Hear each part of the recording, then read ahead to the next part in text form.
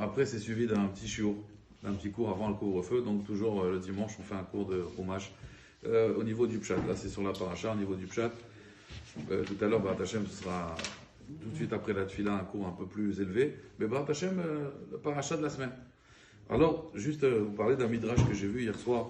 Il y a un midrash qui dit que les Bnei Israël, donc Akadosh Baruch Hu, il leur a demandé dans un parachat de Bo de faire la shrita du Korban Pessah. Ça veut dire de prendre l'agneau qui était la Avodah Zara d'Égypte, de lui faire la shrita, de prendre le sang et de le mettre sur les linteaux des maisons, sur les mezuzot.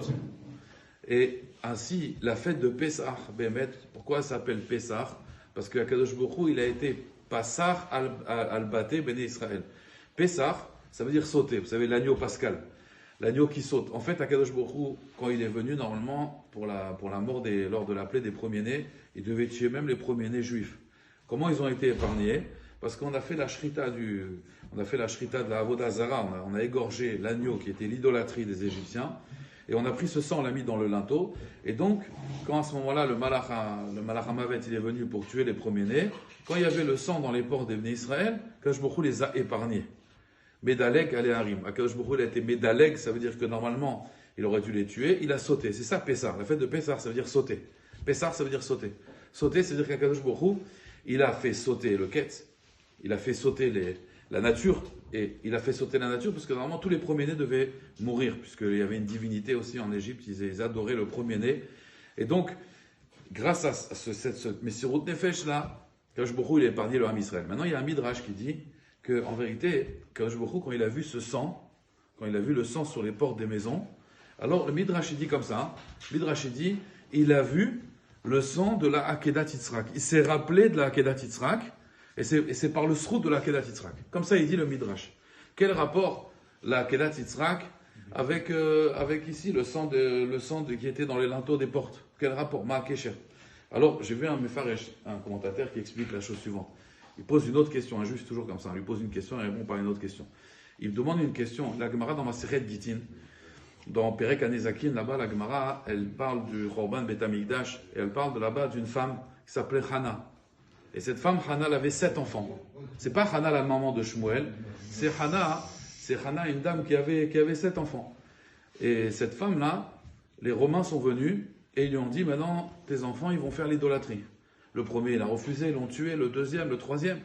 Ces 7 enfants. Le dernier enfant, c'était un petit garçon, tout petit garçon. Et il lui a dit, regarde, je te jette une pièce. Tu vas juste te baisser pour la ramasser. Mais eux, ils ont mis une idolâtrie. Comme ça, il va se baisser devant l'idolâtrie. L'enfant, il a dit non. Il a dit, on ne te demande pas de servir l'idolâtrie. On te demande juste de prendre cette pièce. L'enfant, il a dit, non, même quelque chose qui va paraître que je trahis mon créateur, je ne suis pas d'accord. Ils ont tué son enfant.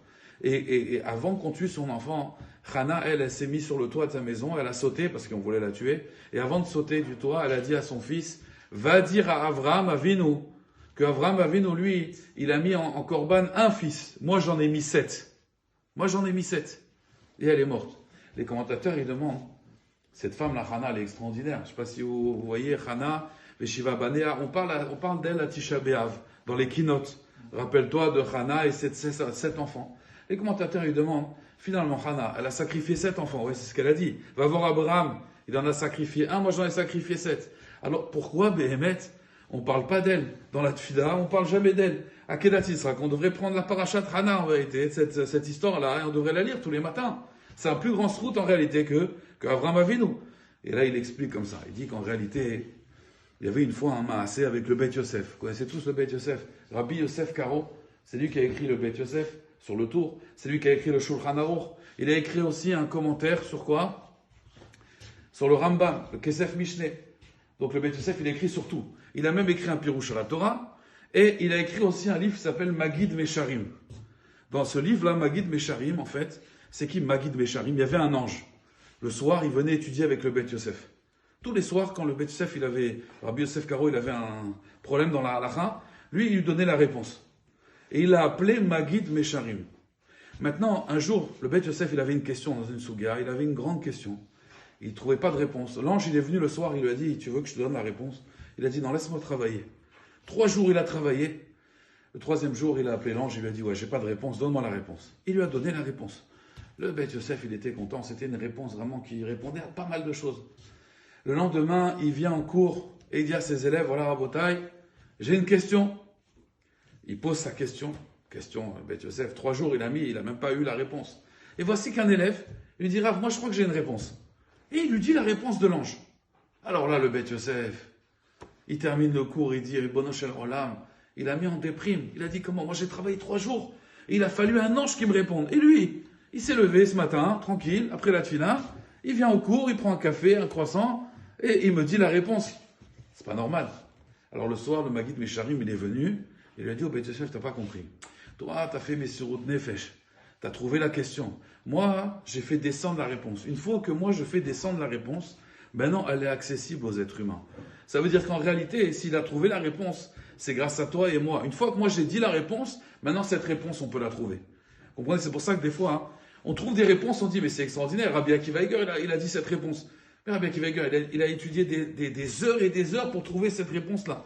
Et moi, en 2 secondes, je réfléchis, je trouve la réponse.